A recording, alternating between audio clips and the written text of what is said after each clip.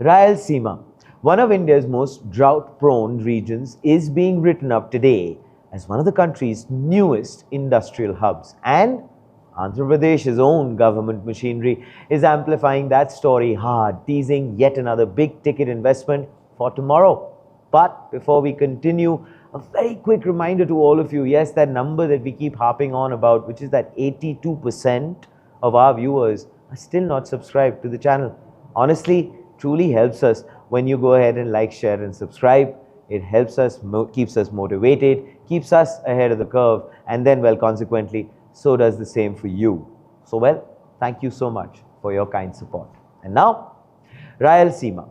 It actually sits in the rain shadow of the Deccan Plateau, missing out on both the southwest and northeast monsoons, and has historically been one of the driest famine-hit parts of India. Now, its earliest industries were modest cotton ginning, textile mills and mineral units from the mid-20th century, followed later by the state-owned Rayalaseema thermal power plant, cement units from Dalmia Bharat and Zuari in the Kadapa Kurnool belt, and ultra-mega solar parks. But the real trigger came actually in 2019, when Kia Motors set up its only manufacturing plant in India at Anantapur, kicking off a steadier flow of a big-ticket investment into the region. On automobiles, Royal Enfield is building its first plant outside Tamil Nadu near Tirupati, a roughly 2,500 crore rupees facility that actually positions the region as a growing vehicle manufacturing hub alongside Kia. Now, as far as on the defense front is concerned, 3 projects have broken ground in Sri Satya Sai district: DRDO's AMCA Integration and Flight Testing Center at Puttaparthi, Bharat Forge's Defense Energetics Facility, and HFCL's ammunition plant. There is also, by the way, a proposal regarding Space City, which is going to be near Sriharikota, home to the country's only rocket launch pad. And then we, of course, have steel, which is JSW Group's integrated Rayalaseema steel plant in Kadapa, broke ground on the 3rd of July. Its first phase is worth 4,500 crore rupees out of an eventual 16,350 crore rupees, adding to the manufacturing cluster already building up around Sri City.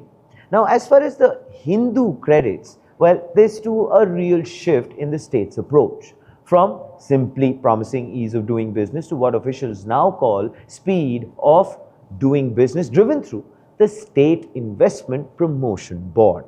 Having chased manufacturing hard, the government is now also working to lock in the region's horticulture strength and push food processing as the next layer of growth. And of course, now comes the next layer, which is the front page tick. Now, Andhra Pradesh's government has treated this national coverage as validation, the region's transformation within hours of publication. So basically, in almost the same breath, IT Minister Nara Lokesh has teased a groundbreaking in Patikonda tomorrow, an 800 megawatt solar and wind hybrid project worth 5,750 crore rupees, split across Kurnool and Anantapur, though the company behind it hasn't been named publicly as yet, which of course then brings us to a question.